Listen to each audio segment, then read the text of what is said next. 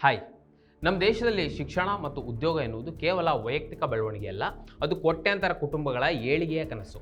ಅಂತಹ ಕನಸಿನಿಂದ ನೀಟ್ ಪರೀಕ್ಷೆಯನ್ನು ಬರೆದ 22 ಲಕ್ಷ ವಿದ್ಯಾರ್ಥಿಗಳ ಬದುಕಿನಲ್ಲಿ ಕೇಂದ್ರ ಸರ್ಕಾರ ಆಟವಾಡ್ತು. ಪ್ರಶ್ನೆ ಪತ್ರಿಕೆ ಸೋರಿಕೆ ಮಾಡಿ ಮತ್ತೆ ಮರುಪರೀಕ್ಷೆಯ ನಾಟಕವಾಡ್ತು. ಇವೆಲ್ಲದರ ಜೊತೆಗೆ ಕಳೆದ 5 ವರ್ಷಗಳಲ್ಲಿ CBSE 12th ಪರೀಕ್ಷೆಯ ಫಲಿತಾಂಶಗಳು ತೀವ್ರ ಕುಸಿತವನ್ನು ಕಾಣ್ತಾ ಇವೆ ಅನ್ನೋದು ಕೂಡ ಇಲ್ಲಿ ದುರಂತ. ಇತ್ತೀಚೆಗೆ CBSE 12th ಪರೀಕ್ಷೆಯ ಫಲಿತಾಂಶ ಪ್ರಕಟವಾಗಿದೆ. ಈ ಫಲಿತಾಂಶವನ್ನು ನಾವು ಸೂಕ್ಷ್ಮವಾಗಿ ಗಮನಿಸಿದರೆ ಕಳೆದ 5 ವರ್ಷಗಳಲ್ಲಿ 15% ವಿದ್ಯಾರ್ಥಿಗಳು ಫೇಲ್ ಆಗಿದ್ದಾರೆ. ಸಾವಿರಾರು ವಿದ್ಯಾರ್ಥಿಗಳು ತಮ್ಮ ಉತ್ತರ ಪತ್ರಿಕೆಯನ್ನು ನೋಡ್ತೀವಿ ಅಂದರೆ ಅವ್ಯಾವೂ ಸರಿಯಾಗಿ ಕಾಣ್ತಿಲ್ಲ ಅಂತ ಸಾಮಾಜಿಕ ಮಾಧ್ಯಮಗಳಲ್ಲಿ ಆಕ್ರೋಶವನ್ನು ವ್ಯಕ್ತಪಡಿಸ್ತಾ ಇದ್ದಾರೆ. ವಿದ್ಯಾರ್ಥಿಗಳು ಕಷ್ಟಪಟ್ಟು ಓದ್ತಾರೆ, ಆದರೆ ಕೆಲವೊಮ್ಮೆ ಅವರ ಪರೀಕ್ಷೆಗಳು ಕಳಪೆ ಆಗಿರ್ತವೆ ಅಥವಾ ಅವರ ಅಂಕಗಳು ನಿರೀಕ್ಷೆಯಂತೆ ಬರೋದಿಲ್ಲ. ಆದರೆ ಲಕ್ಷಾಂತರ ವಿದ್ಯಾರ್ಥಿಗಳಿಗೂ ಇದೇ ರೀತಿ ಆಗ್ತದೆಯಾ ಎಂಬ ಪ್ರಶ್ನೆ ಬರ್ತದೆ.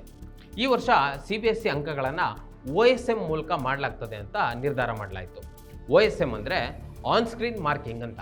ಈ ಮಾರ್ಕಿಂಗ್ ವ್ಯವಸ್ಥೆಯಲ್ಲಿ ಉತ್ತರ ಪತ್ರಿಕೆಗಳನ್ನು ಶಿಕ್ಷಕರು ಸಾಫ್ಟ್ವೇರ್ ಬಳಸಿ ಸ್ಕ್ಯಾನ್ ಮಾಡ್ತಾರೆ, ನಂತರ ಆನ್ಲೈನ್ಗೆ ಅಪ್ಲೋಡ್ ಮಾಡ್ತಾರೆ ಮತ್ತು ಮಾರ್ಕಿಂಗನ್ನು ಕೊಡ್ತಾರೆ. ಹೀಗೆ ಆನ್ಲೈನ್ನಲ್ಲಿ ಸ್ಕ್ಯಾನ್ ಮಾಡಿದ ಉತ್ತರ ಪತ್ರಿಕೆಗಳನ್ನು ವಿದ್ಯಾರ್ಥಿಗಳು ನೋಡಲು ಪಡೆಯಬಹುದು. ಅದರ ಮೂಲಕ ರೀವ್ಯಾಲ್ಯೂಯೇಷನ್ ಕೂಡ ಅರ್ಜಿಯನ್ನು ಸಲ್ಲಿಸ್ಬೋದು. ಆದರೆ ಸ್ಕ್ಯಾನ್ ಮಾಡಿದ ಪತ್ರಿಕೆಗಳನ್ನು ಓದಲು ಸಾಧ್ಯನೇ ಆಗ್ತಿಲ್ಲ. ಅಂದರೆ ಈ ಪತ್ರಿಕೆಗಳು ಎಷ್ಟು ಬ್ಲರ್ ಆಗಿವೆ ಅಂದರೆ ಅವುಗಳನ್ನು ಓದಲು ಕೂಡ ವಿದ್ಯಾರ್ಥಿಗಳಿಗೆ ಸಾಧ್ಯವಾಗ್ತಿಲ್ಲ. ಸರ್ಕಾರ ವಿದ್ಯಾರ್ಥಿಗಳ ಭವಿಷ್ಯದ ಜೊತೆ ಆಟವಾಡ್ತಾ ಇದೆ. ಈ ವರ್ಷ 18 ಲಕ್ಷ ವಿದ್ಯಾರ್ಥಿಗಳು CBSE 12th ಪರೀಕ್ಷೆಯನ್ನು ಬರೆದಿದ್ದಾರೆ.